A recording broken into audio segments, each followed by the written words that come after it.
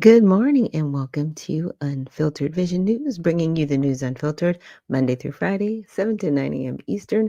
My name is Dr. Ashaki Noni Nichols, and I will be your host. I'm going to try some of these little sound bites that I've got. Let me see if you guys can hear it out there. I think that is so cool. I did not know these things were in StreamYard, and I was playing around with it the other day, and I was like, that would be pretty cool to play on a Monday. So I'm trying it out. And thank you so much for joining us this morning. Cajun Lady, she says, good morning, brothers and sisters, with her red, white, and blue hearts. And Spud McKenzie says, good morning. Good morning to you both. And thank you so much for joining us here on Unfiltered Vision News. Well, I hope you could hear it, Cajun Lady. I just see you out there laughing. And Patty Cakes, thank you so much for joining us this morning. She says, Grand Rising founder, Grand Rising to you too. She says, love it. Well, I'm gonna try. I'm gonna at least give it a shot, right? Because like I said, it's just me. So I can't always do everything.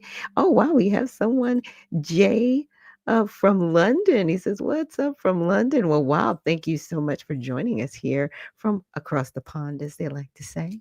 I hope you guys are doing well over there and always praying for you, especially for individuals in London. Um, you guys, in my opinion, not to get off track or derail from the show, but you've been under attack a little bit in your home country and being told that you can't fly um, your country's flag. And I think that's horrible. And so, it's really teaching us a lot about, especially with our older generation. Today's my birthday. I'm 54 today. And just knowing that we have to hold on to the history, right? Learn it and then pass it down to our children so we don't lose it, right? And it's okay to be patriotic for your country. Like, what? What are we talking about? Right? So we have to always keep that in the forefront. But again, thank you everybody for joining me this morning. And we're going to start off our morning with Kids Corner. So here we go. Neighborhood, there was a boy named Joseph. Joseph had a dream of building the tallest tower with his building blocks. Every day after school, Joseph would work on his tower. He faced many challenges, but he was determined to succeed. Joseph's parents saw his determination and encouraged him to keep trying, no matter how many times the tower fell. Joseph tried different strategies and learned from each mistake. His patience and persistence began to pay off. One day, after many attempts, Joseph finally built the tallest tower he had ever made. He was thrilled. Joseph's friends, inspired by his persistence, also decided to tackle their own challenges with the same determination. Joseph's determination showed everyone that with hard work and perseverance, they could achieve their dreams too. Determination and perseverance can help you overcome any challenge. Never give up on your dreams, no matter how difficult they may seem. Yeah. Yeah. And that is to, definitely inspire our young viewers that are listening and also our older viewers, right? That are listening. And Jay says, greetings and best wishes to you. May you have all the good things coming to you. That's awesome. Yeah, especially this time of year too. We're going to get a little bit into that. It's that time of year, you guys. And a lot of times people are happy and they're having fun and they're joyful. But there are some people that go into the holidays and they're not having such a great time, right? And we need to make sure that we are inspiring those around us that might be a little bit down during this holiday season to just give them some encouragement. There's a little bit, sometimes they need a little bit of an extra portion of encouragement. And with that, we're going to read our how to honor God with our body. So God, please guard our thoughts and guard our mind. God, help me to fix my thoughts on what is true and honorable and right and pure and lovely and admirable. So I will think about things that are excellent and worthy of praise. God, please protect my ears. Help me listen to your voice. God, help me to be quick to listen, slow to speak, and slow to become angry. God, protect my eyes from sin's damage. God, I make a covenant with my eyes not to look lustfully. God, please protect my mouth and help me to speak life. God, set a guard over my mouth. Lord, keep watch over the doors of my lips. And God, help me to serve generously. God, help me to do good to everyone, and especially to those who belong to our family in the faith. And God, please, you know, look over my reproductive organs and please protect me and help me to honor you, God, with purity. God, help me to honor you with my body. And God, please protect our feet and help us to walk in your path. God, let your word be a lamp for my feet and a light on my path. So I truly hope that everyone is inspired by that this morning to just really, honoring God with our body and just, you know, making sure that we stay focused. And Jay says, Happy birthday to you. Thank you so much. And I'm getting late for work. And as I was driving, I just got pulled over by a cop now. And I think I'm okay to leave and go to work. Oh, well, you have a great day. And please stay safe. And Jay says, stay happy and beautiful. Thank you so much for that. And Cajun Lady says, amen and amen. So let's pray for Jay, right? The Jay is doing okay. Right? Out there in London, let's not drive and text and be on our phones, right? We got to stay safe, and sometimes even when I'm on my phone, there are times if I think I'm going to be a little bit long-winded on my phone, I'll just pull over. I'll just find like, a little parking lot or, sometimes on the way home and I'm like, let me just kind of stop, take a break here, get situated. And then I just keep going and put the phone down, but it can be distracting. So just get to wherever you're going safely. And Cajun Lady says, happy birthday to you. Thank you so much for the birthday wish. I really appreciate it. So today I'm 54. So I am half a century and 4 years. So it's been amazing living on the planet for about half a century and the things that I've gotten to see and experience. And interestingly enough, there were things that were happening when I was born that I didn't realize that were happening until now. And we'll get into some of those uh, timings and planning that people had for us. And I think um, there were things that people had um, set up for us to destroy our country. But you know what? We're still moving strong and we're still moving forward. And I'm so grateful for that. And Beginners Fitness Journey says, happy birthday. Thank you so much, Beginners Fitness Journey, joining us here on Unfiltered Vision News. And thanks for that birthday wish. And Jay said, glad that I could make you laugh. Yes, you did. Thank you so, so much. Oh my goodness. Where am I from? I'm talking to you from the great state of Georgia, not from the country of Georgia, but the state, because sometimes people get that mixed up and it does get interesting, right? So with that, we are going to get into our first piece of news. Usually we do have Conscious Outlaw, who brings us our sports recap for the weekend. He should be joining us here shortly. And when he does, I will bring him up. But I just need to check really quick just to make sure that I didn't get any messages from him. Just know on the show, this is definitely it's a news program, it's a podcast, but it is also a family gathering. And I am my own best friend because I'm the only one here. Let's just say that I am producing, hosting, broadcasting, just doing the whole thing, just making it work, as they say. And so I know that, again, Conscious, he'll be joining us here shortly for our sports recap. But until then, let's get into some of our news. So over the weekend, I'm on X and I came across a post from Riza Islam. So let me share that with you guys. Oh, he says, OMG, you're from Georgia. So that's why you talk around like every day is a country music video. Oh, no. No, I live in Georgia, but I grew up in Southern California. So I'm a little bit more of a coastal girl, as they like to say. But yeah, I mean, I do like country music too, but I will respectfully say I haven't grown up with country. I like singing country music, like Patsy Cline and different genres like that. But yeah, nah, nobody's kicking out the dog or, you know, um, baling hay or anything like that. No, no, a little bit too bougie for that. Sorry. I am. I'm not above it. I'm just not doing it. Right. So I'm not going to pretend. But I wanted to get into this. It's not so much an article, but what Riza Islam said, he's like, wow, the CDC just admitted finally after all these years, once the studies that were being hidden have come out evil. And what he's talking about is that he reposted a post he did. He said the CDC now admits vaccines can cause autism, specifically with the claim vaccines do not cause autism is not an evidence-based claim. So after years of fighting and exposing, yes, they actually did.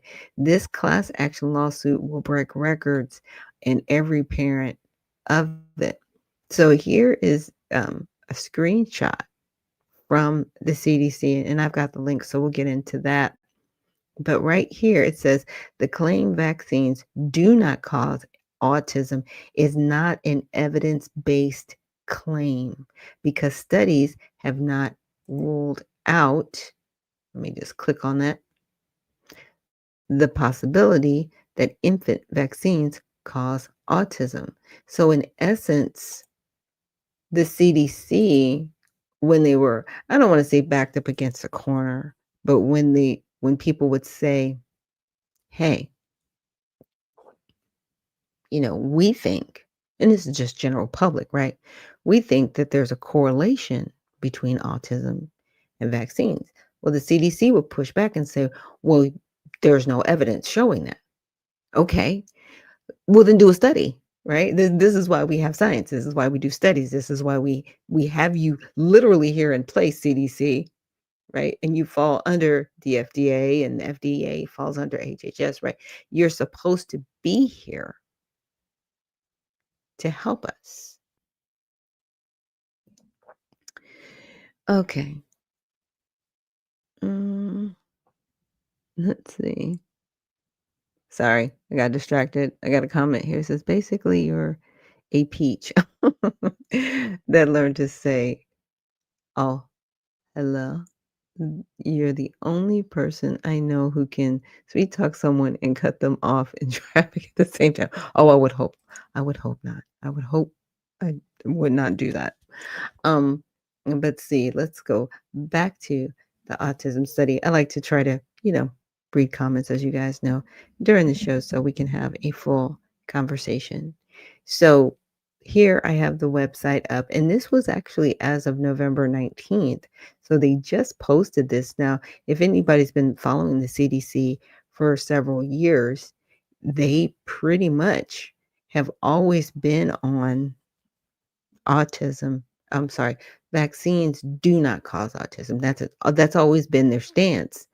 But now they're finally coming out and saying the claim vaccines do not cause autism is not an evidence-based claim because studies have not ruled out the possibility that infant vaccines cause autism, which means they never did the studies while making this claim, while also telling parents you need to keep this vaccine schedule, even though parents were not informed, truly informed, right? Which is extremely harmful when you think about it. And in my opinion, why would you do that to these parents, right? Why would you purposely put them in a position to harm their children, right? And having no evidence, good or bad, right? So they could truly say, well, you know what? I want to wait until my child's like maybe 4 or 5 before I start injecting any chemicals into their body because I want to make sure that they have a developed immune system before I start tampering with it, right? No one's really had this formal scientific conversation, but now they're having it and they have to have it because it's being found out that they've never been doing the scientific studies at all. They've just been saying stuff. And Jay says it's time to wake up to the truth. Autism is not. Oh, you're saying it's not caused by vaccines? Okay, that myth has hurt families, misled communities, and distracted the world from what autistic people actually need. Well, here's the thing. I hear where you're coming from, but what is your truth based on? What scientific evidence do you have? That's the problem. And that's what the CDC is saying. They keep making this claim that there's no correlation, but then they have no evidence that there isn't a correlation, if that makes any sense. It's one thing to say, hey, the sky, I don't think the sky is blue, even the sky is blue, right? But you have evidence, and the reason why you have evidence is because there are rays and hues that scientifically make the sky blue, right? So you can scientifically go back and say, this is why the sky is blue. And that is the problem with the CDC. And the Cajun lady says CDC is for profit over well-being. And that could very well be, right? Because we do know that the CDC is also a profit center. They also do patent a lot of these vaccines. And a lot of people, I'm just saying, it is what it is. It's one of those things I would like for it to be a lie, but it's not, right? And I want to actually go over to my grok where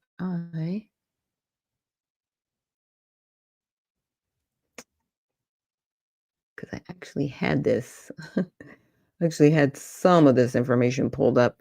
Yes, I do a lot of research in grok, as some of you well know that have followed me here for a while. And the reason,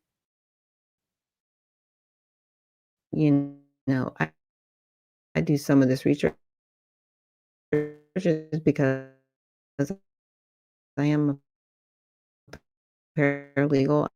I have been involved with individuals that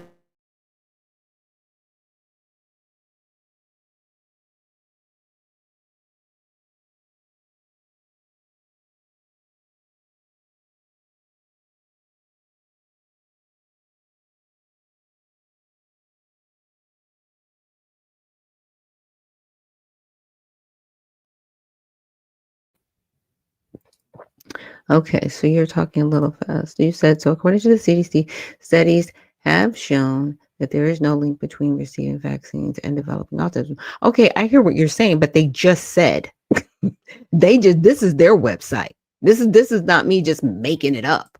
They just said the claim vaccines do not cause autism is not an evidence-based claim. So they don't have any evidence to back up their claim. They're saying this. I'm not making them say it.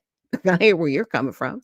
Major nationwide cohort study in Denmark found no increased risk of autism in children vaccinated with MMR mumps rubella. Now, is that MMR mumps rubella the same one that they give to people in America? Because you got to understand each one of those ingredients is also made by a sub-manufacturer who makes those manufacturers sub-manufactured. Okay, I've already studied this as a paralegal. And what the vaccine courts have also said is that if you cannot actually pinpoint the actual ingredient that caused the harm, your claim is dismissed. And I'm just making it short for you. So that's Denmark. That's not America. There are actual vaccines that are banned in Denmark that they still give to these children here in America, right? So my question would be, what is the mixture of that MMR compared to the one that are given to kids in America? And definitely, you say this is a nationwide cohort study. Please send me the link because I will go through it and I will study it flat out. Yeah. Thanks for sharing. Thanks for being a part of the channel. I'm just saying, because that's how I get down over here.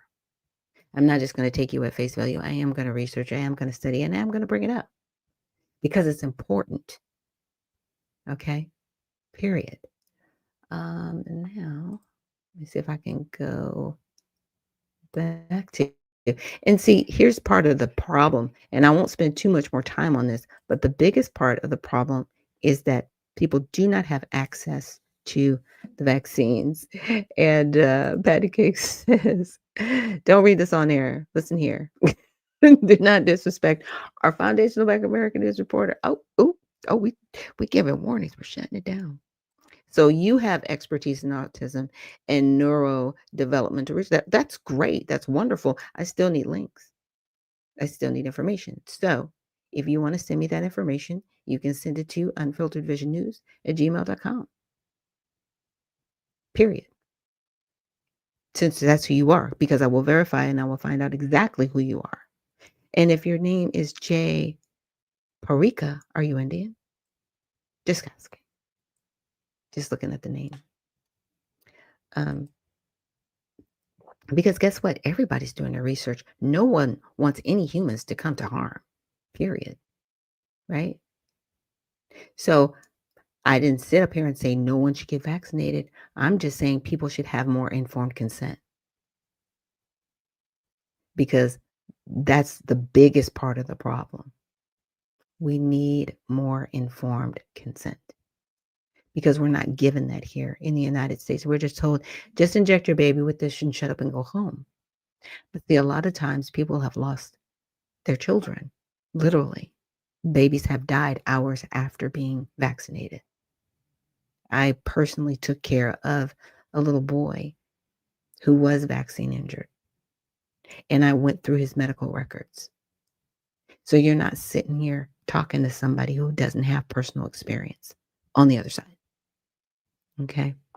So, yes, the inserts that I'm referring to, called package inserts for vaccines, these are detailed documents that come with every package vaccine, and they're written by the manufacturer.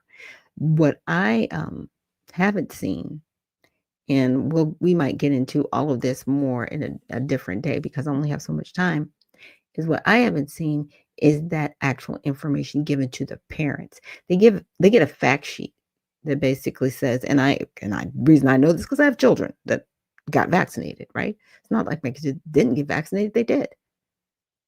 But the thing about it is, we were told your child might get a fever, you might they might suffer some aches and pains, massage the area.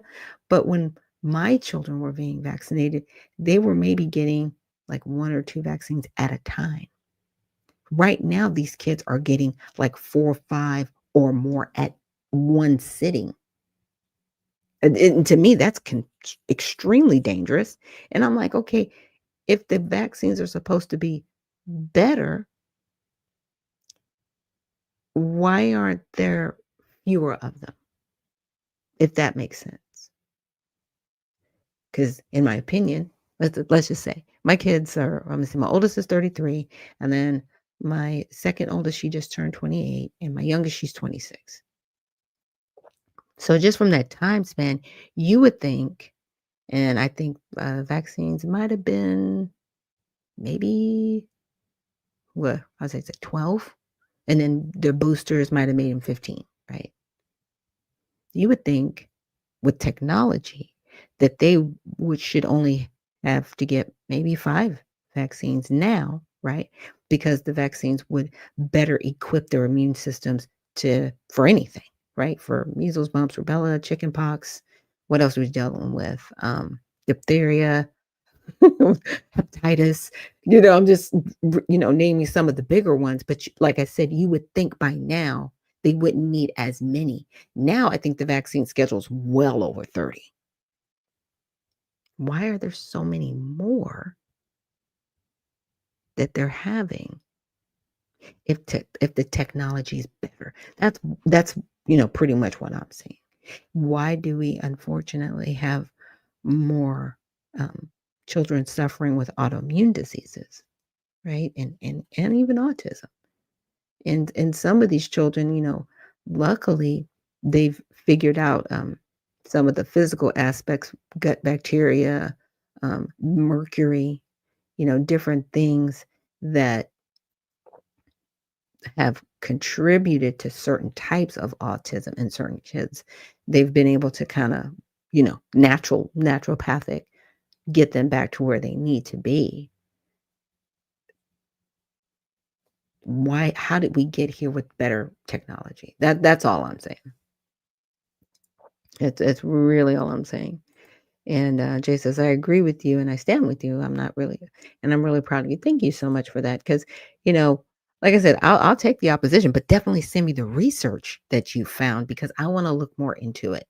I really do want to see like what's in there because a lot of time, even with these patents, some of the stuff that we don't see that they register with the trademark and patent office to actually get these vaccines to market, you would be very surprised and shocked about the chemicals and what the chemicals can do and how harmful they can be to humans, but they still get packaged. Don't ask me how they're doing it, but some of that stuff gets packaged and it gets put out in the general public. And that's where we need to say as a general public, hey, I know you think this is great, but we need more studies. We need more proof, you know, and we need you to take your time in this as opposed to just getting it and rushing it to market and using us as the guinea pigs, so to speak. And Katie's lady says, I don't trust vax anymore. I've seen so much harm from vaccines. Yeah. What's happening in the US is atrocious. It is. It's very sad.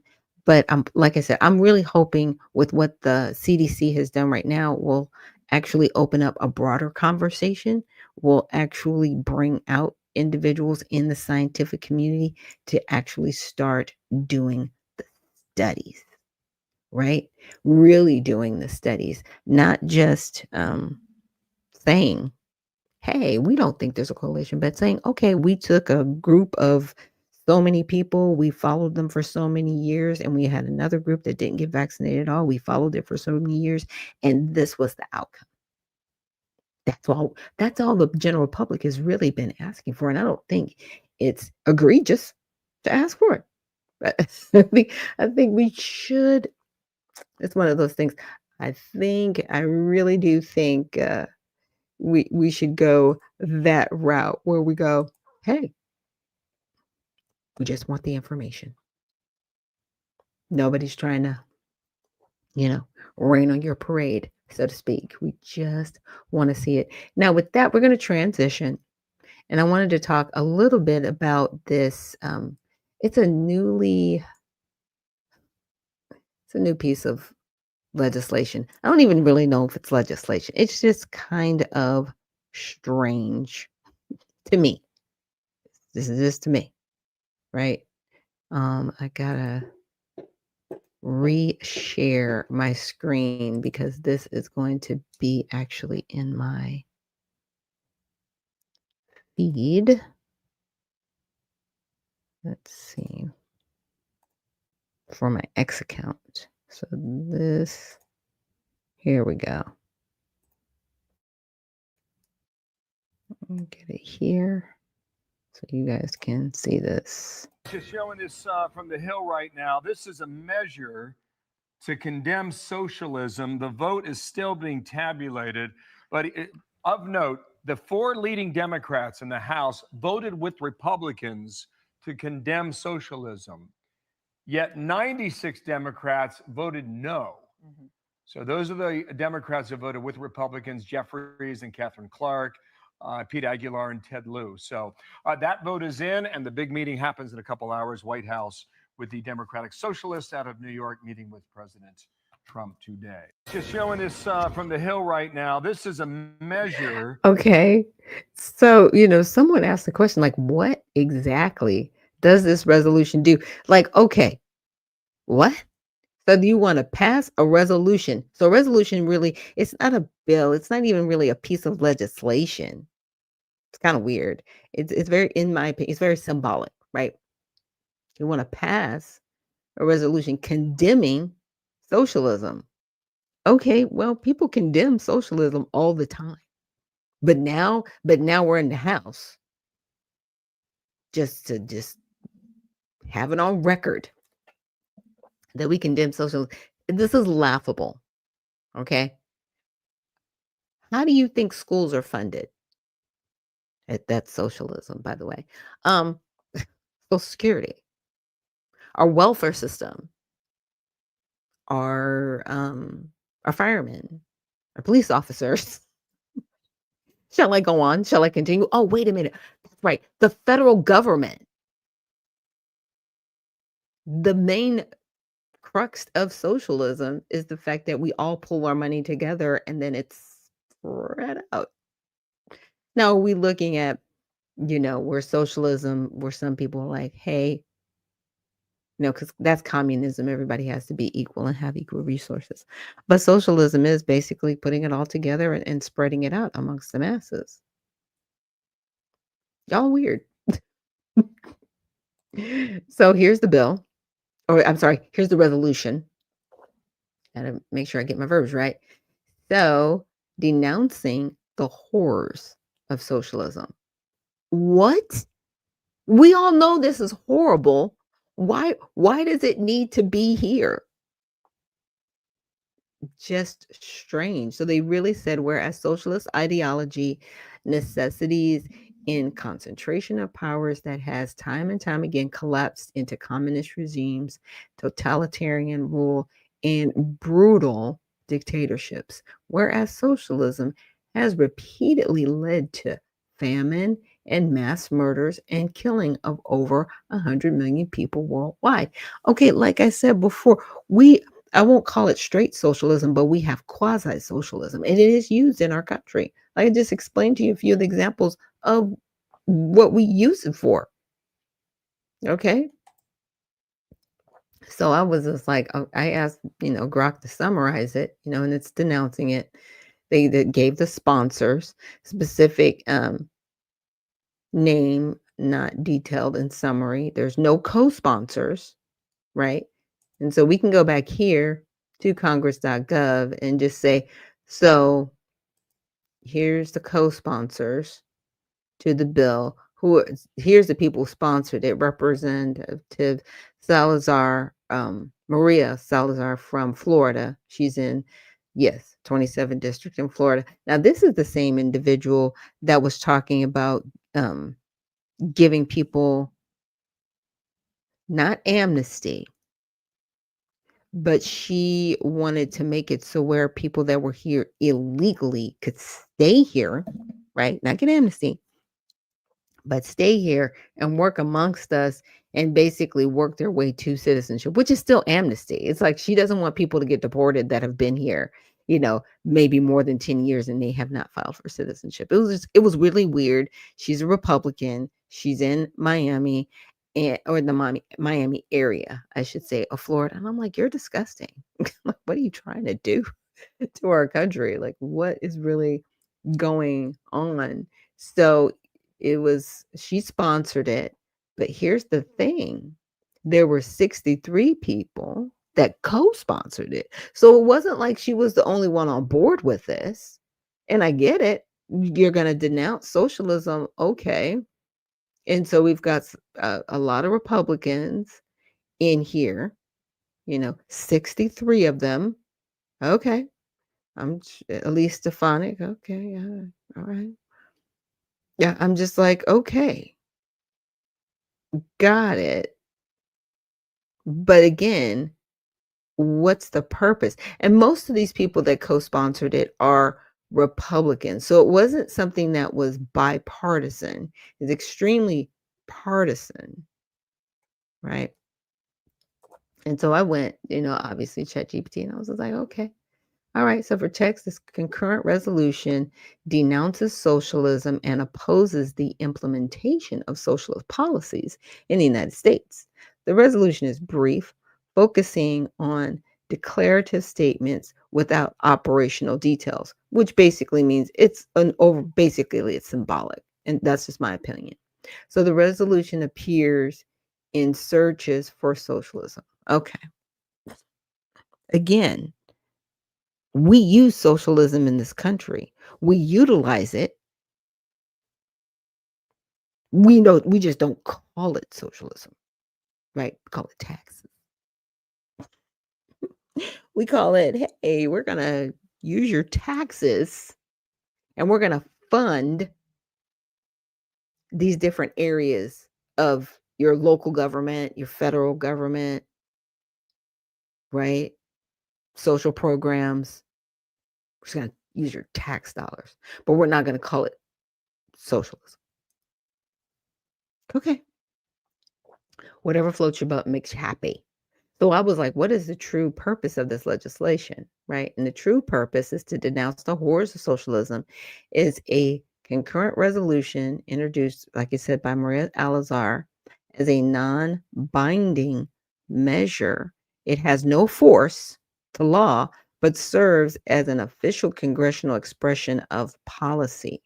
Its core text declares, resolved by the House of Representatives, that Congress denounces socialism in all its forms and opposes the implementation of socialist policies. Okay. Like the key point. Again, I was just like, what? The legislative progress. True per the true purpose beyond the rhetoric. Okay. While the resolution's overt purpose is to formally repudiate socialism as a failed and dangerous ideology, reaffirming anti socialist sentiment in Congress, its deeper intent appears to be political signaling and partisan theater. Basically, like I said, it was very symbolic, right? So it's sponsored by a Republican from Florida, a state with a large Cuban American exile community historically opposed to Castro era communism. It leverages Cold War era narratives too. Okay, so that's the area of Miami this person is from. And a lot of people are Cuban down there, so they've escaped communism and socialism. So I guess some of them or their relatives historically have, lived through socialism and they see what it can become. And it's a Dukester and Mark from the Soil. Thank you so much for joining us this morning and reposting the stream. So, yeah, mobilize the Republican base, force Democrats into a political trap, right? The vote exposed divisions within the Democratic Party, with 98 members, mostly progressives like Representatives Japala and Alexandria Ocasio Cortez, voting no. Okay, so critics on the left, including Representative Jim McGovern, a Democrat from Massachusetts, called it a poorly written message bill that wastes time on symbolic gestures rather than substantive issues like budgets or healthcare costs. Opponents argued it conflates democratic socialism, Nordic style welfare states, with authoritarian regimes and could alienate U.S. allies. Huh? Why would it alienate allies that we don't want to deal with socialism? It's our business. We don't care what they're doing. Just saying. This, and I think maybe they did it because it's just very telling of where people are, how they voted. So I asked, who were the key members that voted for or against the bill, right? So of course you got the Republicans that voted 199, but 46 voted against it. So they all didn't vote in unison. I'm just saying. And then the Democratic Party was kind of split.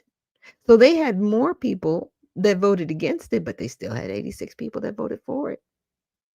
So they had 285 people for it, 98 against it. Oh, I'm sorry. And 47 Democrats of Republicans didn't vote. Sorry. Yeah, they just stayed out of it. Like what? And Cage's lady says it would be nice to see them actually get some work done, right? Codify the executive orders. Okay, right? Get some real legislation done. Let's do this, right? As we clap and go, hey, let's do this. So yeah, you guys. I mean, so crazy, so crazy. And let me again share my screen because I guess I was talking and I was like, they're not seeing this. I always forget that when I have it specifically on a link page. That's all you guys are seeing. I'm just chatting away. She says, we've seen enough virtue signaling. Absolutely. But yeah, as you can see here, 199 Republicans voted for it. 46 of them didn't vote. 86 Democrats voted for it, right? To denounce the horrors of socialism. And 98 of them voted against it. So what are you talking about? Like, this is symbolic as it is. It basically should have had all yeses unanimous, right? Saying that yes, socialism is is something that is horrible. We should never have it here, and we're going to denounce the horrors of it, because that's what it was explicitly saying. Okay, so the 98 of you, like, what were you thinking? You know this is going to blow up in your face, right? During midterms, and I think that's why some of this is being done. Just my opinion. So of course, you know, Mike Johnson, he was one of the people who voted yes. Obviously, that socialism is horrible. And Thomas from YouTube says it's virtue signals from both sides, right? Dems signaling, right, to their base Republicans, and to theirs, right? Exactly. And define socialism. We will get to that, because that's crazy. And then we got Byron Donalds. We have the usual suspects. We'll just say that. And then the people, here's people who voted no. So um, Alexandria Ocasio-Cortez, she voted no. Ilhan Omar, Pramila Jayapal, hopefully I'm not mispronouncing her name, Rashida Tlaib, uh, Ro Khan, Jasmine Crockett, and Summer Lee. So these are just a few that voted against it. And Jasmine Crockett said she called it a messaging bill, wasting time on symbolism. Okay, I get it. And I get where they're coming from, because like I said, it's very symbolic, but it still lets people know where you stand. And that was the whole point of the bill. Yeah, there are certain times, especially in, I think, in this is in the political arena, they'll accuse each other like, hey, this person believes this person believes, but you really don't have any proof. Now there's a congressional record of proof. So you stepped in it, you walked in it, not thinking about your political career for after. Because now people can throw it up in your face like, no, you agree with the horrors of socialism. And you agree with all of the things that socialism can bring. And you can't fight against it because of how you voted. And it's congressional, it's forever. Okay. We'll be talking about this 100 years from now. I'm just saying. It says we have people starving in our streets and we need to worry about virtue signals like this. I'm just telling you, it's going to come back to that, because it's going to come back to the people that you vote for. Because now Jasmine Crockett can't say, like, well, we care about everybody. You sure about that? Well, how do you care about them? Right? Because again, congressional record. So I'm going to say define socialism. Yeah, if I could spell. And I'm going to ask another question, and how it is used in the United States, because it is used. So we're going to get it straight from Grok. So socialism is an economic and political system in which the means of production, factories, lands, infrastructure, natural resources, etc., are owned or regulated collectively either by the state, by workers directly, cooperatives, or by society as a whole, rather than by private individuals or corporations. The goal is to distribute wealth and resources more equally, to prioritize social welfare over private profit, right? So, I mean, how should I say? For example, I can't. Well, I guess I could use Cuba for an example, because that's one of the biggest ones. There, everything is run by the government, and everybody gets things through the government. It's not like they can do things on their own, right? So, classic Marxist socialism for full public ownership of all means of production, transition to a classless, stateless communist society. Now that's Marxism, right? State socialism. The government owns and runs most industries. Soviet Union, Cuba, Venezuela under Hugo Chavez, and then Maduro. Democratic socialism achieves socialist goals through democratic elections and gradual reform rather than revolution. Private property still exists, but is heavily regulated, and major sectors, healthcare, energy, education, are publicly owned or universal. Nordic countries, Bernie Sanders' stated vision. And that's something that Bernie Sanders has talked about a lot and what he would like to see. And Thomas says, for example, Ace Hardware doesn't own a location. Instead, the owners buy the building, then are able to get products through a catalog of dealers and sell at a cheaper price. Okay, that's one example. And then Cajun Lady says socialism is more government control. Right, exactly. And Thomas says, so we should denounce democratic socialism. Well, the thing is, we kind of have it. I mean, we're kind of in it. Like I said, we have a like a quasi socialist system here, but we'll get to that. Um, Market socialism. Worker cooperatives or public entities compete in a market. Yugoslavia and Tito modern proposals like Medicare for all combined with regulated private um, enterprise. So, how the word socialism is actually used in the United States. In America, political discourse, the term rarely retains its strict academic meaning. It functions more as a flexible rhetorical weapon than a precise descriptor, right? So, conservative Republican usage of the word socialism, any expansion of government involvement in the economy or social welfare, right? So, examples routinely labeled socialist by the right: Social Security, Medicare, Medicaid, public schools and universities, the Affordable Care Act, student debt relief, Green New Deal proposals, universal health care, progressive taxation, and wealth taxes. So, historical equation socialism equals communism equals Stalin, Mao, Castro, Venezuela, mass murder, and economic collapse. This is the sense used in House Resolution 58, a blanket condemnation of anything perceived as left of center economic policy. Now, progressive democratic usage, Bernie Sanders, AOC, DSA, I'm not sure what DSA is, a Democratic Socialist of America. I guess that's what that would be. Reclaim, sorry, reclaims the term to mean Nordic style social democracy, right? Universal health care, tuition free college, strong unions, paid family leave, aggressive climate policy, and funded by high taxes on the wealthy. Like I said, it's like we're going to take everybody's taxes and lump them together and then distribute them. It's like, what? Yeah. And Thomas says, so we should denounce democratic socialism.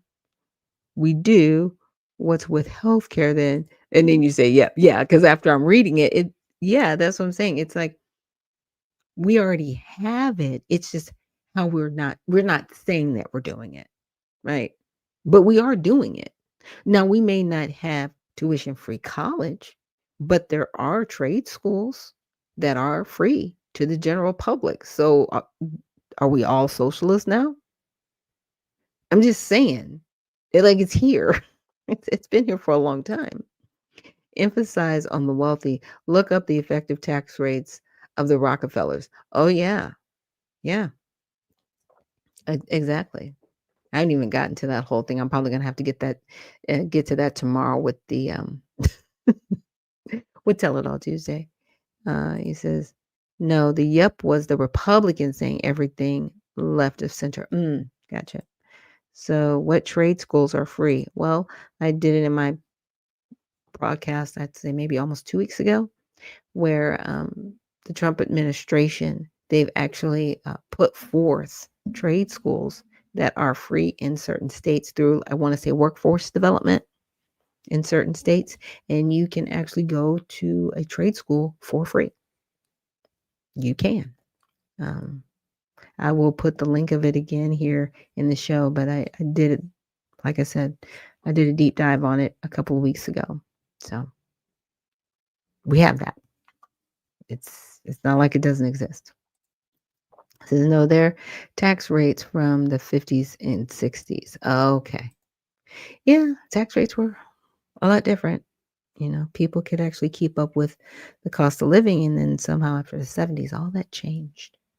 I won't spend too much more time on this, but as you can see, I was just trying to see practical reality in the United States. The U.S. operates on a mixed capitalist economy with significant social democratic elements, and it does, right? Like I said, it happens.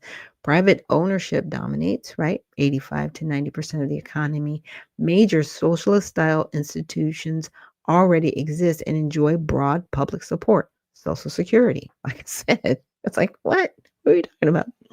Um, Thomas says, because we started to cut taxes for the wealthy.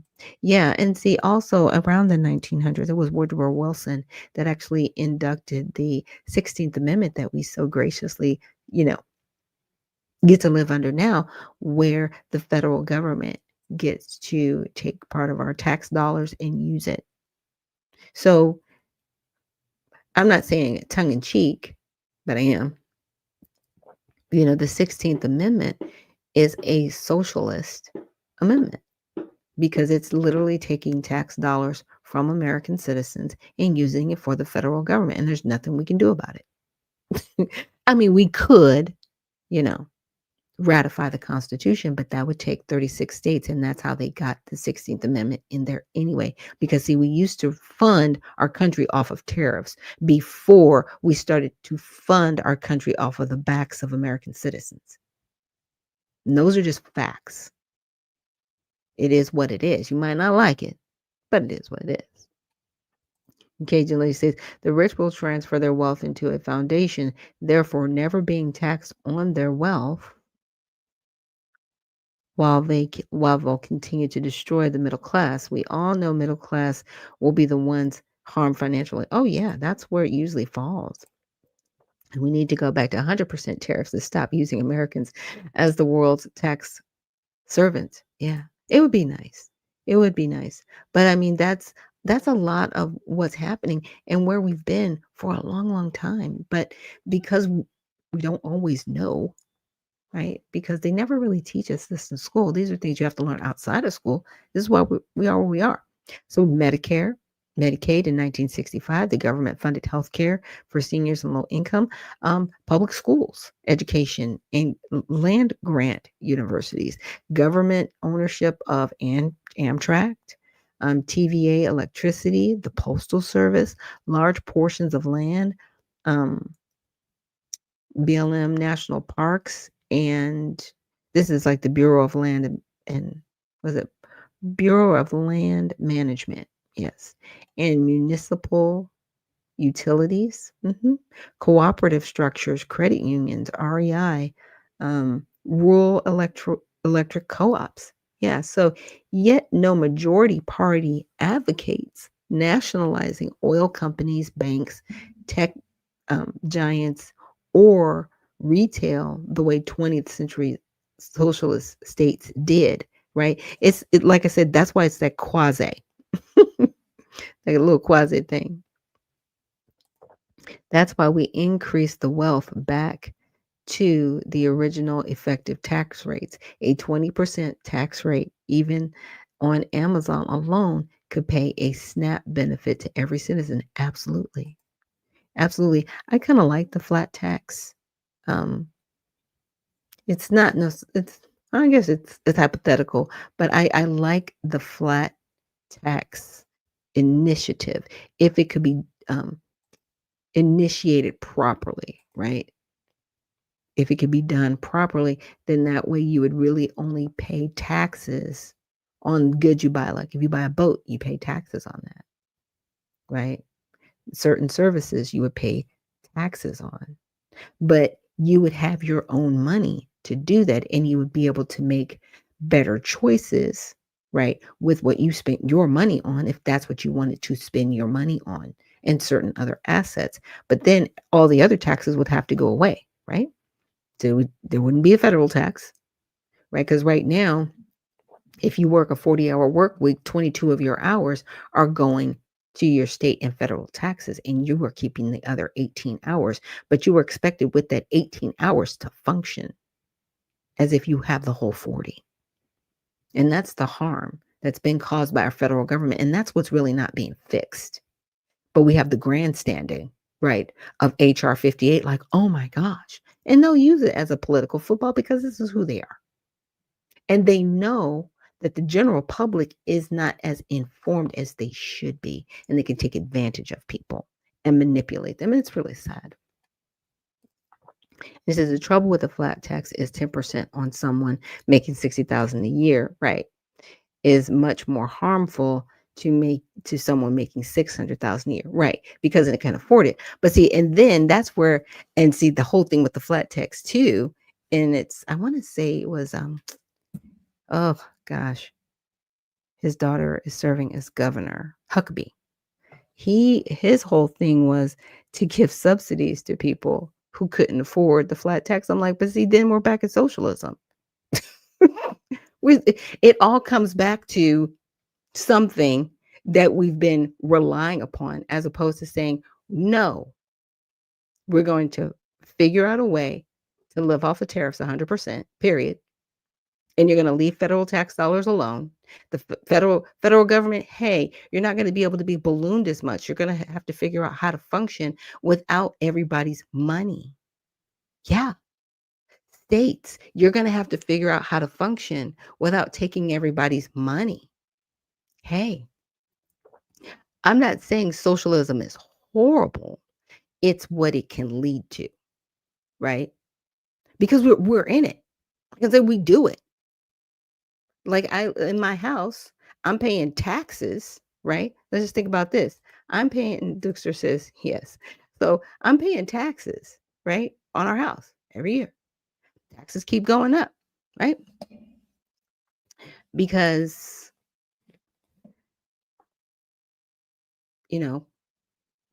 houses appreciate, land appreciates, it goes up. Okay, great.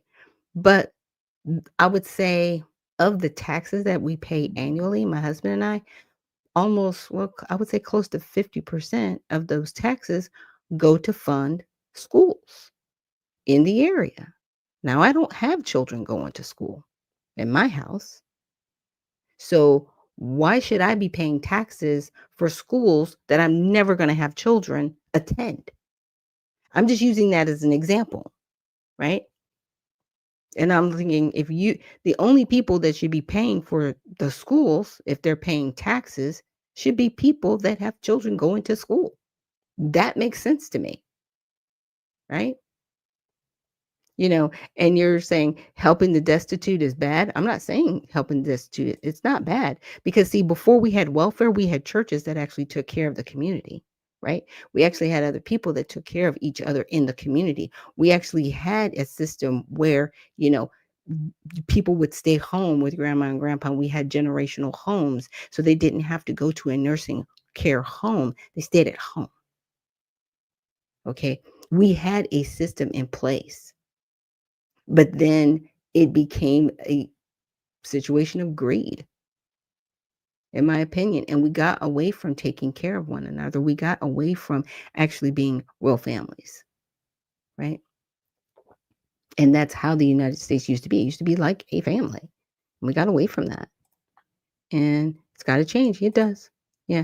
Because an educated society is a society that will grow. Absolutely. And we got away from educating people too. It says, I'd pay more in taxes if it guaranteed more educated people. That's very gracious of you. It says, why aren't the churches helping now then? Because churches have become a profit center. They are no longer a beacon, right? that people could go to for assistance. And unfortunately, with certain churches, there was so much, how should I say, very depraved things going on with molestation of children within the churches. And see, we don't talk about those dark places, but that stuff happened, right? As much as they were helping people, people were being harmed. And so churches are still there helping people. I go to a church and we serve in our church in our community. We more than just send out dollars, we actually go and serve in our food pantries. We go and serve with the schools. We get donations and we put it together, right? And we make sure that we have the backpacks that are put together with the crayons and pencils so that children have what they need. Right now, we're having a toy drive at our church. And it kind of reminds me of the Geico commercial, because every time I go into church, I see more and more and more things around the altar.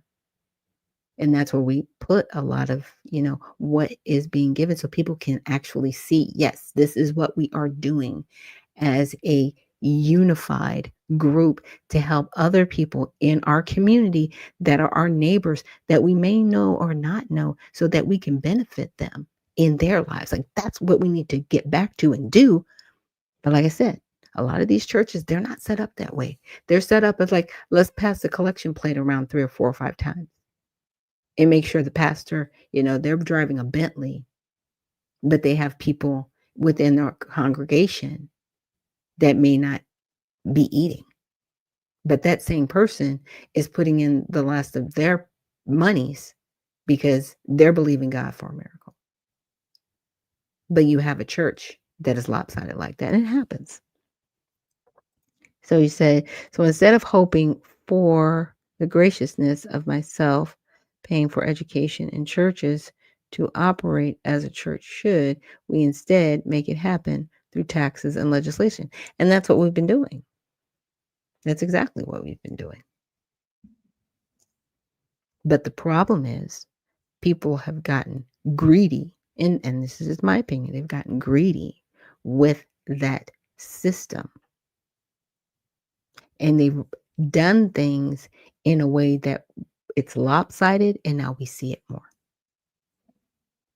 That's just how it's happening, and it's very sad. But I know we'll get back to it. So with that, we're going to take a quick break, and when we return, we'll get into some more of the news on the other side. So thank you so much for joining me here on Unfiltered Vision News.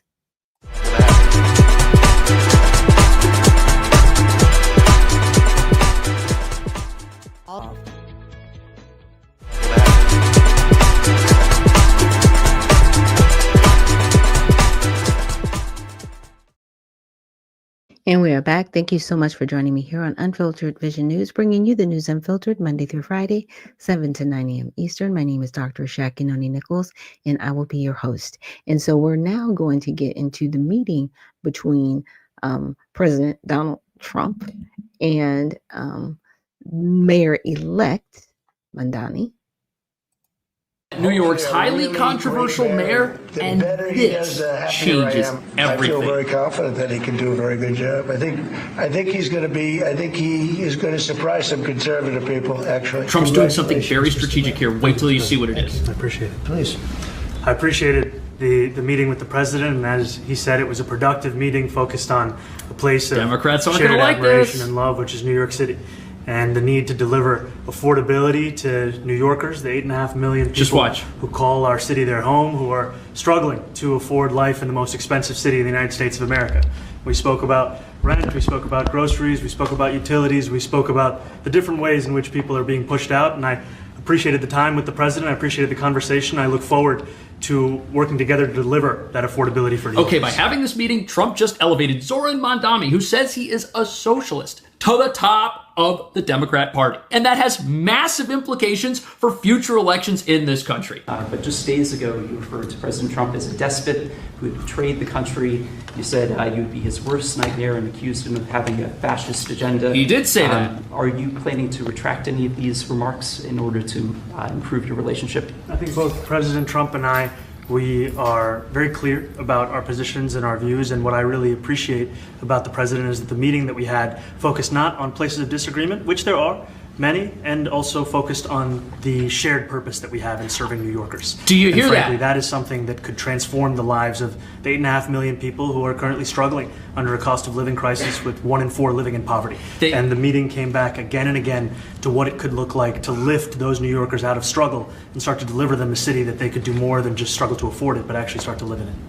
And I've been called much worse than a despot, so it's not that insulting.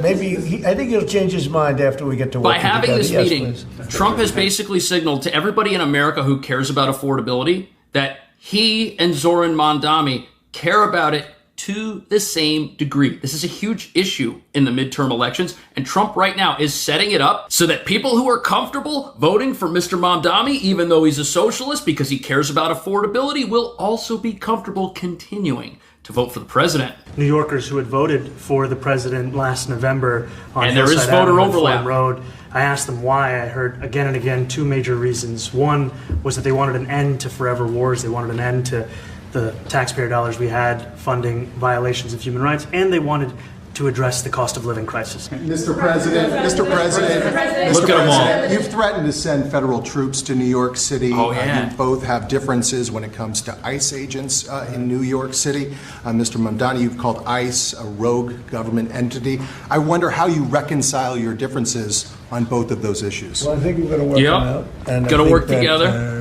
If we have Figure it out. known murderers and some very bad people, we want to get them out. And the mayor wants to have peace. We discussed this at great length, actually, maybe more than anything else.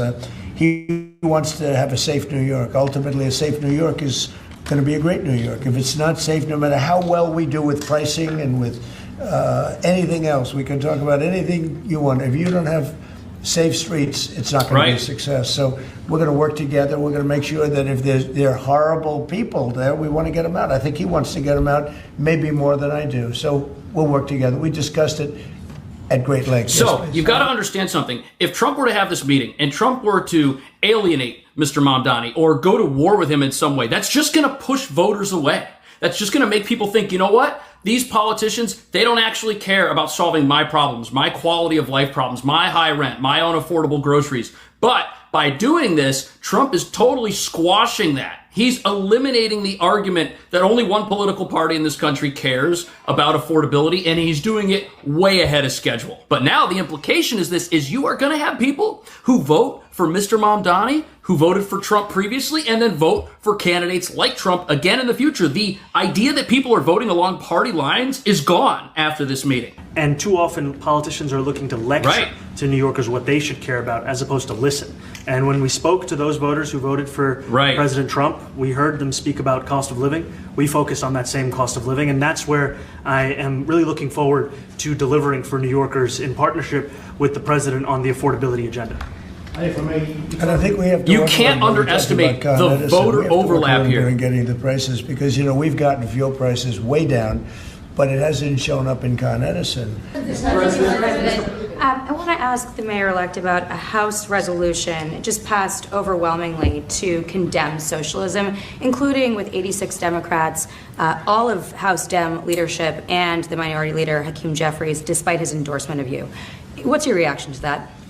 I have to be honest with you, I focused very little on resolutions. Frankly, I've been focusing... Condemn socialism. I understand. I think the focus is on the work at hand. I can tell you I am someone who is a democratic socialist. I've been very open about that. And I know there might be differences about ideology. He's not hiding. The place of agreement is the work that needs to be done to make New York City affordable. That's what I look forward to. And I want to clarify your answer to Stephen Nelson.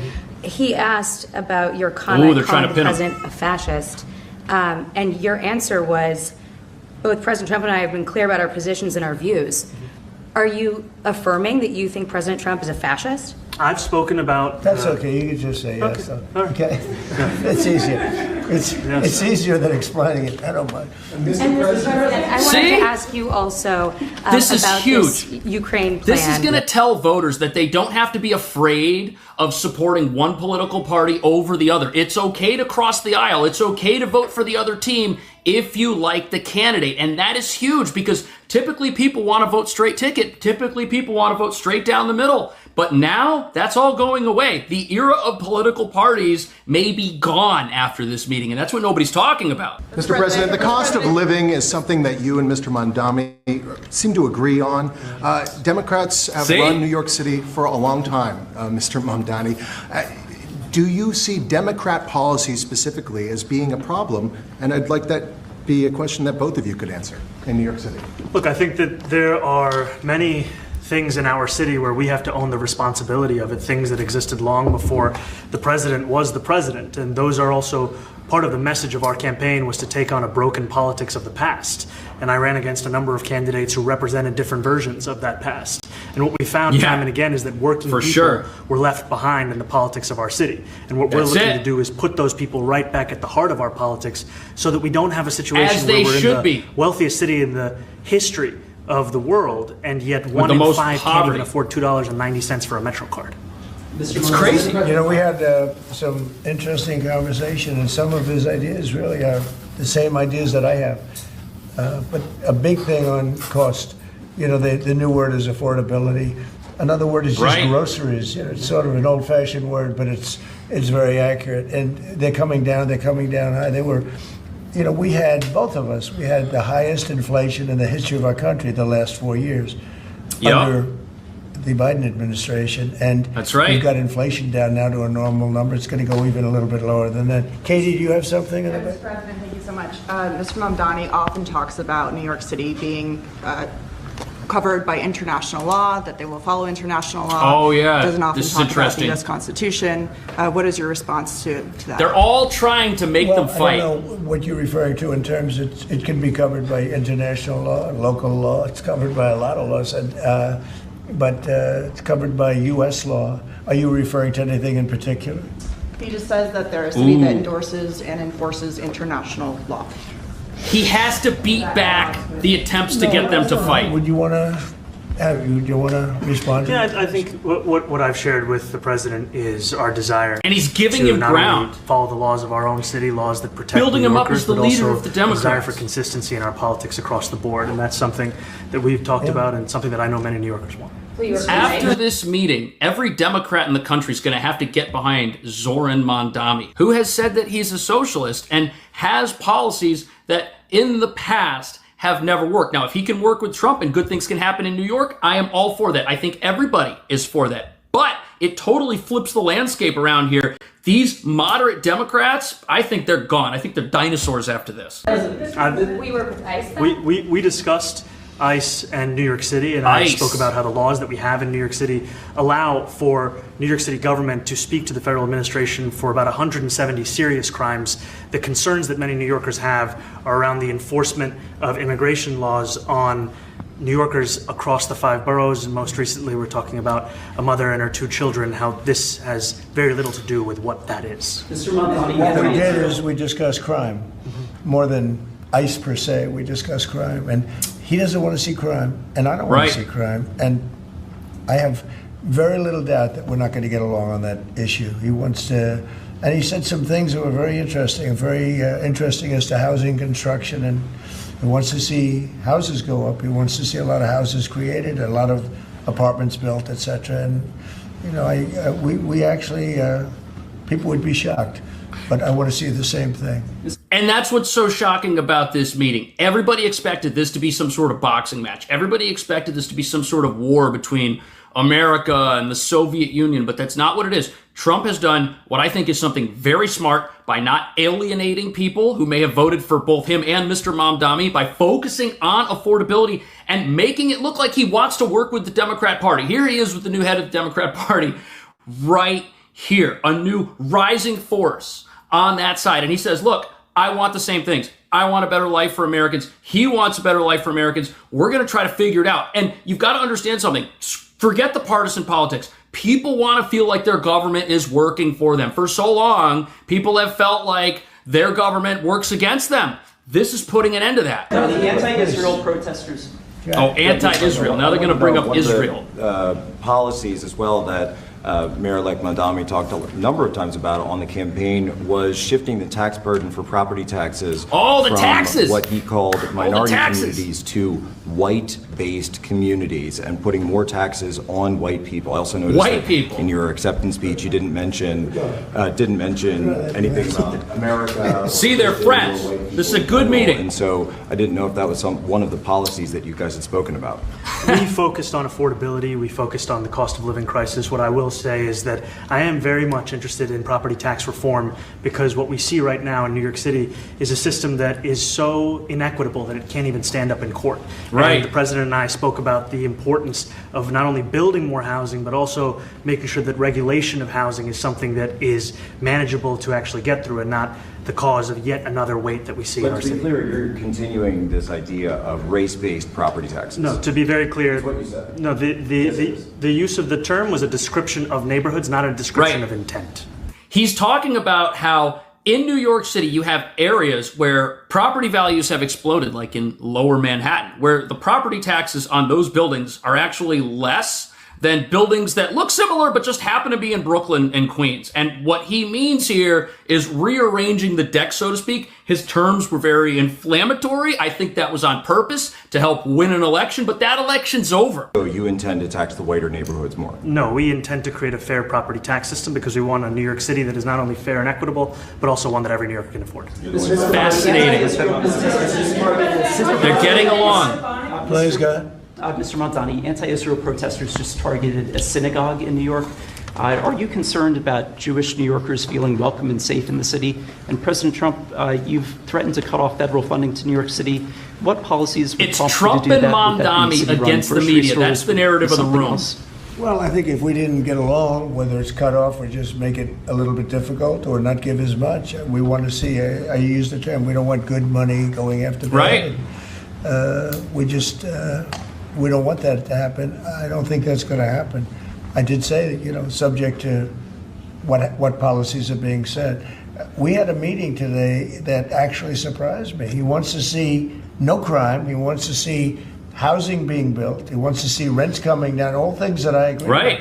Now, we may disagree how we get there. The rent coming down, I think. Socialism versus capitalism. One of the things I really gleaned very much today, he'd like to see him come down, ideally by building a lot of additional housing. Yeah.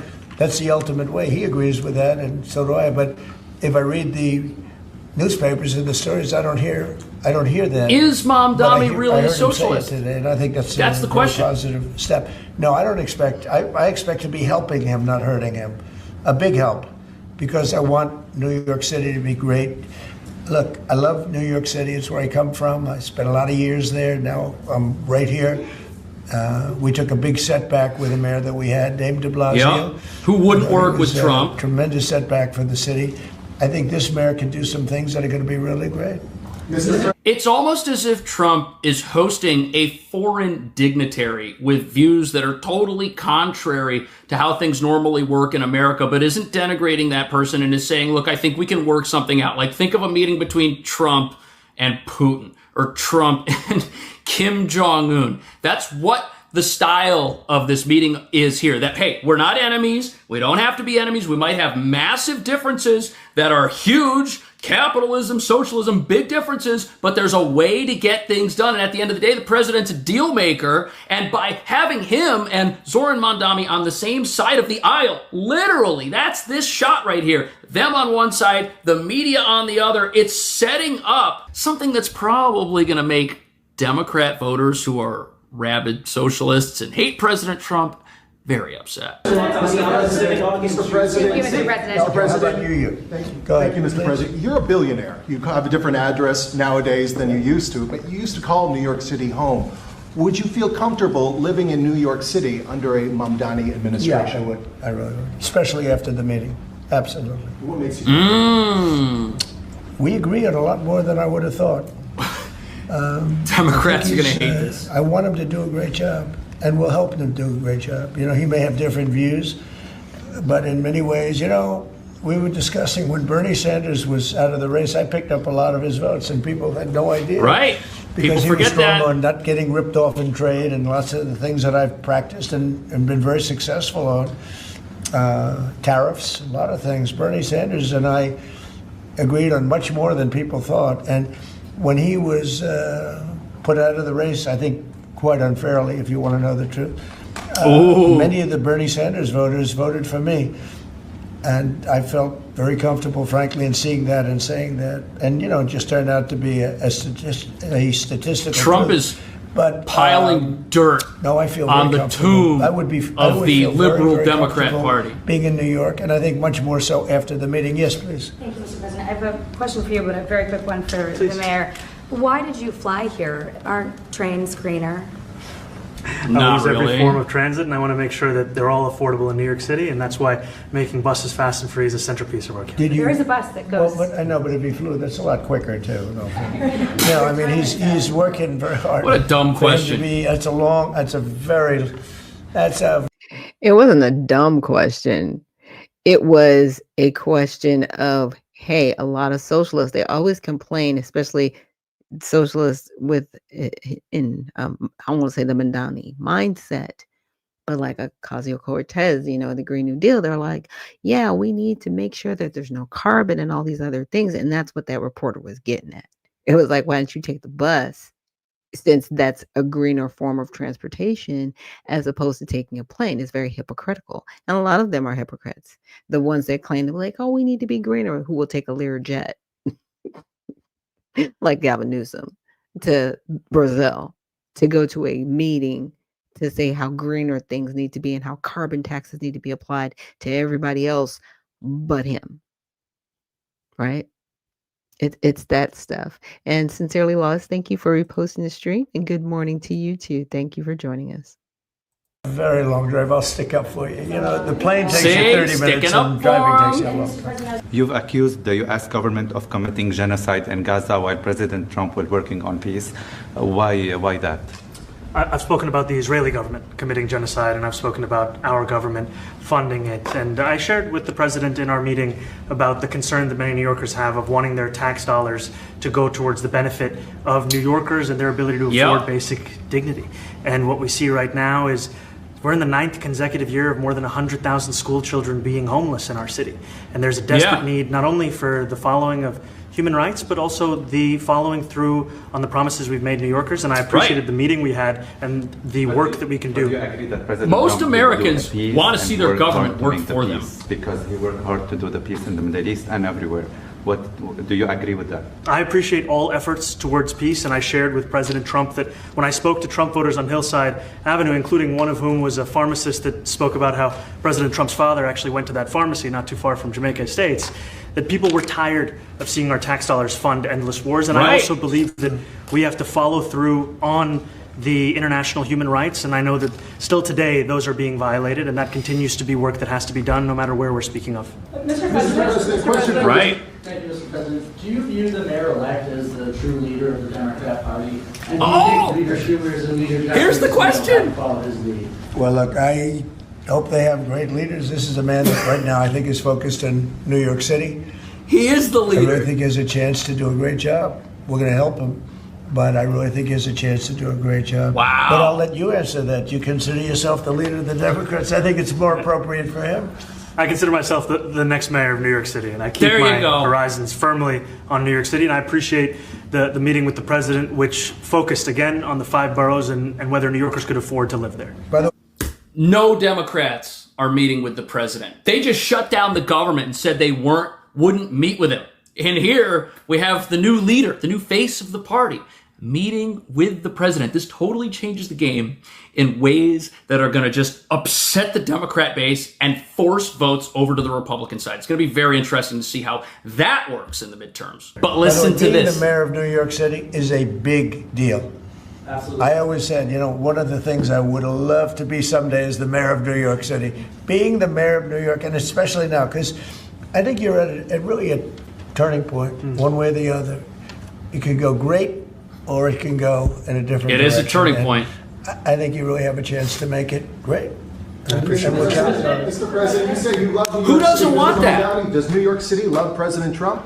New York City loves a future that is affordable. And right. I can tell you that there were more New Yorkers who voted for President Trump in the most recent presidential election because of that focus on cost of living. And I'm looking forward to working together to deliver on that affordability agenda. Right. So the people who get votes in upcoming elections are going to be people who care about the problems average Americans suffer from. And you know what? Even if they're a socialist and their policies may not work, if they're the one that says they care, how can they lose? Especially when the other politicians are concerned about a whole bunch of other stuff and are telling people what they should care about rather than, as the new mayor said, listening to what those concerns are. They're going to go with politicians who speak to their issues, who talk about what's on the kitchen table, not what's happening somewhere else in the world. I tell you, the press has eaten this thing up. Yep. You know, I've had a lot of meetings with the heads of major countries. Right. Nobody cares. Everybody cares about this. This meeting that you people have gone to, because you know, it's outside big. You have hundreds of people waiting. This is just a small little group. It's a big For some meeting. reason, the press has found this to be a very interesting It's historic. meeting. The biggest people in the world, they come over from countries nobody cares. But they did care about this meeting, and it was a great meeting. Go ahead. Yeah, Mr. President, I was going to ask you that. Why do you think there's so much more, so much excitement around listening in some foreign leaders? Because I think he's different. Yep. All right, I think he's different, and that can be in a very positive way. But I think he's different than, your typical Your guy Chuck runs, Schumers. wins, becomes mayor maybe, and nothing exciting. Because he has a chance to really do something great for New York. New York is at a very critical point. The country's at a critical He does need the help point. of the federal government to really succeed, and we're going to be helping him. But he's different than, your average candidate. He came out of nowhere. I said he has a great campaign manager standing over there. He came out of nowhere. What'd you start off at 1 or 2? And then I watched. I said, who is this guy? He was at 1. Then he was at 3, then he was at 5, then he was at 9. Then he went up to 17. I said, that's getting a little bit interesting, right? And then all of a sudden he wins a primary that nobody expected he was going to win. He's congratulating him. A great tribute. I mean, it's an amazing thing that he did. Right. He's not putting him down. I'm sorry, I'll just add one thing to what the president said. Is one thing I also appreciated is in our meeting to appreciate a portrait of FDR and the incredible work that was done with the New Deal, and also in thinking about what it can look like when the federal government and New York City government work together to deliver on affordability. It can be transformative. We have a great portrait of FDR that I found in the vaults that was missing for years. I found it and I put it up. He's a Democrat, to the best of my knowledge. He's a Democrat. And when the mayor saw that portrait, he said, "Sir, do you mind if I have a picture taken by that portrait?" It's an amazing portrait. I hope the picture comes out good. But it's an amazing. And Uncle Coldwater says, "Good morning, UVN." And he says, while the New York mayor, while the New York better buckle up and hold on, because the Democrats getting ready to come after him and call him a traitor to their party. And it's interesting because as much as he's trying to get them a win, right? Because right now they're frenemies, right? Let's just be honest. They're frenemies. They're not friends. They're not enemies. They're frenemies. Okay. But Donald Trump is like, I do not want New York to fail. I'm not just going to sit back and watch it implode and explode. I want to make sure that New York is better, right? And then here you have the Democratic Socialist mayor who's made his stance. He's like, I want to make it better too. And President Trump's like, well, let's see what he can do. And if he needs my help, I'll give him the help he needs, because it's more about the people. And this is what Cash is saying that nobody's talking about. Because these two are actually trying to get on the same page, because it needs to be about the people. You may not like Mamdani, and there are different reasons I think that people are reserving judgment, especially, myself. I'm reserving judgment because I see how much you're pushing immigrants over Americans. So I'm really waiting to see what you are going to do for the Americans in New York City and how you're going to make their lives better, right? Because you keep talking about immigrants. I have yet for you to say the lives of the American people. So you keep talking about New Yorkers, but you're not talking about the Americans. And that's where I'm at. That's my measure. That's my bar. I don't live in New York, but I know people that do, right? And I definitely want to see every city within the United States do well. I do not want anybody to come to harm or have their cities fall apart. I mean, let's just be honest. And Uncle Coldwater says Trump is a New Yorker. Of course, he wants a city that his whole legacy was birthed into to win. Absolutely. But these demons will not meet with Trump on no occasion. I hope it works out well, because that party needs to be destroyed and relieved that the party that's against all Americans and revealed, yeah, that the party that's against all, yeah. So like I said, it's going to be very interesting to see what happens. And let's finish this out. We got like just a couple more minutes. Important room. So he's a big fan of the New Deal, I guess, and of FDR. Yes, that's the other thing I wanted to say about FDR. You know, they were talking about, oh yeah, the New Deal. Did the New Deal help certain communities? It didn't. It actually really set up socialism to another degree in our country, right? That's where welfare came in. That's where Social Security came in. That's where a lot of these social safety net programs that we have now came in. And unfortunately, the programs were not used to really help all Americans. They were used to help certain Americans. So yeah, as much as people look at FDR as this great, president, I'm just kind of like, he stayed in there longer than he needed to, but that's because they were involved in a war, right?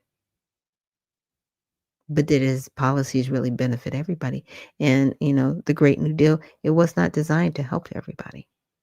So like I said, I find it fascinating that they're lauding that particular president.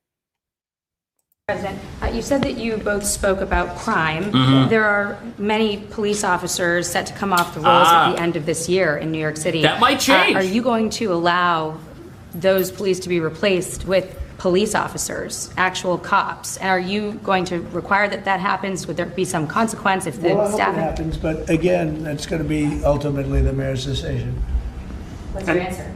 Is that I look forward to delivering public safety with the NYPD, and I've said over the course of our campaign that we have the number of police officers today. They are the ones that's budgeted about 35,000 headcount. And I think the key thing is that we have to make it easier for police to focus on police work, not ask them to respond to 200,000 mental health calls a year. This is what I was mentioning earlier. Trump is setting Mr. Mamdani up to have total responsibility for the success or failure of New York City in the near future. And if this succeeds, if it succeeds, great.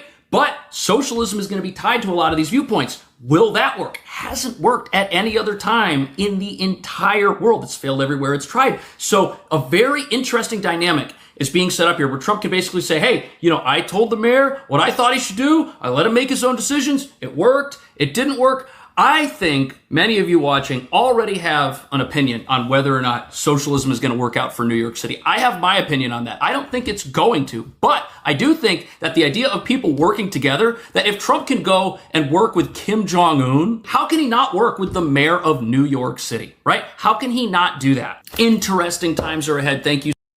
Yeah, very interesting times are ahead. And Michonne says, I'm a suffering Democrat. She said, Democrats' rights for American New Yorkers. She says he's a fall guy. Okay. Interesting that you would see him as a fall guy. But that could possibly happen, right? It could. Oh, and Sassy Lady, thank you so much for joining us for reposting the stream. And Michonne as well. Yeah, he could be a fall guy.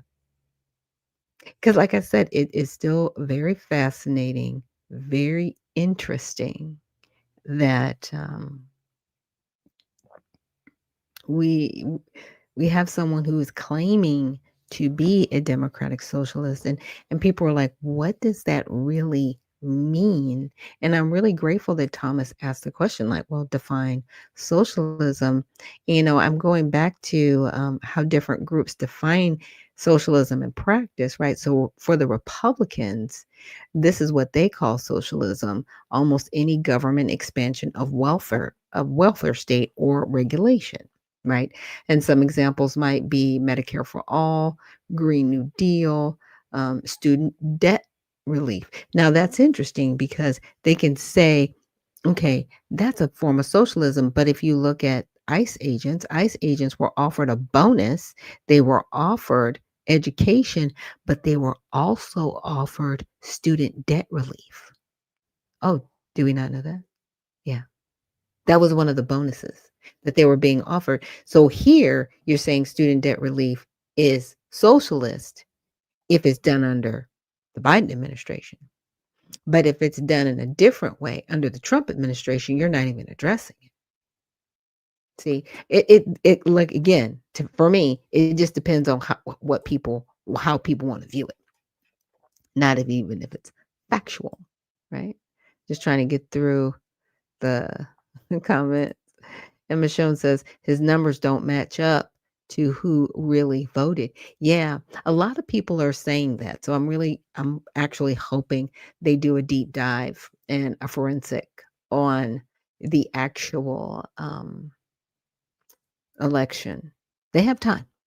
They have time to do it before the beginning of the year. Hopefully, they will put forth, you know, a commission to go in there and audit the votes. And Michonne, if you're there, if you're able to go into New York and request the FOIA for the votes, go to the Board of Electors and actually ask for a forensic recount to ensure that people didn't vote more than once, because I think there was a guy, he was bragging how he voted for Mondami like 6 times or something ridiculous. He just gave, fictitious information. Maybe those things can happen, because it was interesting how he said, yeah, we have a coalition of 1 million people, but you only got 400,000 votes. And collectively, the votes were less than 500,000. And I know that off year votes, they tend to do not as well. Right. But still, to Michonne's point, the numbers don't add up. She says, I will be there. She says, I will be there. And she says, anybody could vote. Yeah. And that was the other thing, right? Because of the policies in place, that you don't necessarily have to show voter ID. I think that's the thing, like between California and New York, the whole voter ID thing as well. So I'm just saying. It's crazy. And Dr. Harriet, thank you so much for joining us this morning and reposting the stream. So I wanted to also look at like democratic socialists, right? Their view of socialism is a Nordic model, right? Bringing U.S. closer to Denmark, Sweden, or Norway. Now, I want to say in those countries, I think people pay like maybe 50% of their taxes or something crazy, but their healthcare is free. The majority of their housing is free, but everything's funded by the government. There's no ownership. Okay. Like, why would you want to live like that? So universal health care, free college, and wealth tax. So they tax the wealthy and then bring it down to those, that might be in need, but there's no ownership. Like, that's weird. Except for the ones that work with the federal government, right? If they're lucky enough to be at that status to have the corporations, which gives them their 1%, they do pay, a lot in taxes, but that's just to prop up the government. It's like, it's really not good. Mainstream Democrats, authoritarian regimes only. That's how they see socialism. Venezuela, USSR, reject the label for U.S. programs, right? So they defend Social Security, but say we're capitalists. Stop it. That's a socialist program. Now, if it was a capitalist program, when I was born, you would have given me basically almost like a trust fund or an IRA that I could fund myself over the years that you could never touch. That would be more capitalism. Okay. Just saying. And that Social Security, I could get whenever I wanted it to. So if I wanted to retire at 45, because I thought, okay, I'll be able to live off of the money that's in there 45 until whatever, and I don't have to go back to work if I don't want to, that would be on me. And I wouldn't have to be in the workforce. That's more of a capitalistic structure. That's actually what Republicans would like to do. But they want Social Security because they can dip into it and they can use it. It's more or less a Ponzi scheme right now. It wasn't a Ponzi scheme up until Clinton, because they actually had more money in Social Security than they needed. There was a surplus. Had they left it alone, we'd be fine today. But people are getting Social Security that haven't even paid into Social Security right now. So it is truly a socialist program. Crazy. Now, libertarians, virtually all government spending beyond minimal state. That's how they see socialism. So public schools, FDA, FEMA, farm subsidies. Now, got to remember, true libertarians, they want to burn it down. Okay. They're just like, nope, government, get out of our lives. Give me my money. I don't want to hear it. That's a true libertarian. Rand Paul is a libertarian. He is not a Republican. He rocks with Republicans because they have more of his value set. But he is a libertarian. He is not a Republican. So in short, in strict theory, the U.S. is overwhelmingly capitalist with some socialist-inspired programs. In U.S. political combat, socialism is mainly a scare word used to attack policies the speaker dislikes, or on the left, right, a badge some younger progressives embrace to signal support for an expanded welfare state. Now, the 2025 House resolution you asked about uses the term in the first, broadest, most polemical sense, right? That, socialism is basically right now being used to attack. But the people that are behind this resolution actually have a historical background surviving socialism that became communism. And so their whole thing is, we don't want that here in the US, which, okay, great. But are you willing to give up the 22% of taxes that you have burdened the American public with and ratify the 16th Amendment to no longer allow it and find a new funding structure for the United States that doesn't burden the taxpayer? Like, are you willing to take it that far? Because if you're not willing to take it that far, your resolution to me is it's not just symbolic, it's dumb. It's a waste of time. Because you're trying to pigeonhole people so you can say, look, see, they're communists, they're socialists. Is the president now a communist and a socialist because he met with Mamdani? And he says that there are a lot more things that they agree on than they disagree on. Is our wonderful president MAGA? Is he a socialist now? I think words matter, and people need to start really looking at what our country looks like, right? Now, do I want to make sure that people that need the assistance get the assistance? Absolutely. And there is a way to do that, right? At the state level, not necessarily at the federal level, right? And at the federal level, we actually do need more consolidation, because the better we treat our dollars, right, the more we actually can do for the people that need it, if that makes sense. So we need to be better stewards over what we have been given. This is the deck we have until we ratify the 16th Amendment that gets rid of taxing individuals, right? This is where we are. So with that, thank you so much for joining me here on Unfiltered Vision News. Thank you for everybody that joined me in the comments and the conversation. It was really great this morning on the Monday recap. Tomorrow we'll be back with Tell It All Tuesday, where there were some things I wanted to get to today that I didn't, but I'm just grateful that I was able to get to what I did get to. So with that, remember, stay well, stay focused, and stay unfiltered. We'll see you in the next one.